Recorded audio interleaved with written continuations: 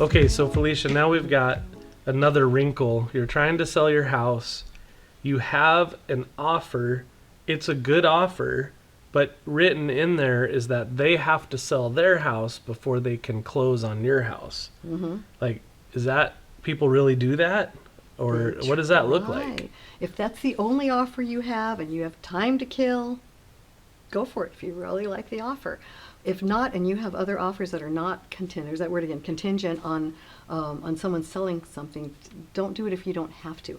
Because then you're not only worrying if your own buyers qualify for the loan, and if they've removed contingencies, then you've got another, like, what about the place they're selling? What about their buyers? Right, like how many layers back can this thing go? Yeah. I mean, and then their timing, you have to time it so that when they're selling theirs, when they have to be out, are you going to be out on time? Can you get to your next place that you're going? Yeah, because where are you moving to? Well, yeah, see, then that's the other part of it, is like if you want to sell yours and then you want to buy something, you're going to have the same thing unless you're buying something. Well, new construction's tricky because they can take a very long time. You definitely want to have another place to live. Okay, get out your camping A transitional home, yeah. You know, rent something, a family or something. But if you want to buy something, then what are you going to do? Close the escrow on the one your buyer's buyer is getting, and then yours, and then that one they can't close the same day. It doesn't happen with the title companies. Right. It's just, Right. it just can't happen. There's just too much. It's too complicated. Yeah, Of it. so you have to And have. these are big transactions. These You're talking are about huge. hundreds of thousands, not millions of dollars. Yeah, and you have to make sure all the agents are sharp enough to help with the possession, not just the closing date, but the possession date. And when people get the keys, like maybe someone's going to close escrow, but maybe you're going to, as a seller, you're going to be living there another Like week. a rent back. Do you really want to give something them your like that. keys Yeah, according to right. the contract on that day, or do you want to wait till you're out? So in case they Right. want to come and watch TV with you or something weird.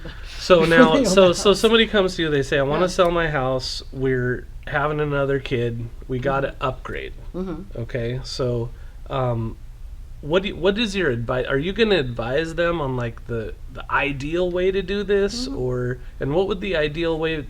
Do you sell it and then get moved into temporary housing, and then you can go find a home that you want to buy, or do you try to time it? What's the best way? The best way, it might be different for the particular For person. each person, But in okay. general, I think the best way is you want to get your home on the market, get it sold with the right buyer, not someone who needs to sell their home unless all the pieces in the universe Right. aligned and all that. And you have a buyer who's willing to wait for you to find another home, and then you have to find and hope the seller from whom you are buying is not also trying to buy a home. So it's a lot of things to. What to about work on. what about if I have the ability to, the financial ability to find the house I want and buy it and then sell my house? Well, that would be great if you can do that. Now there's bridge loans available. You could pull money out of your current house and get a loan and then buy the next home cash, move in when you want to, and then worry about selling your home. But the bridge loans aren't cheap. Right. You're hoping and do they that get it only more lasts- expensive the longer they go? Yeah. Yeah. So Okay. if you can time it right, but this is something I discuss with the seller if that's going to work out for them.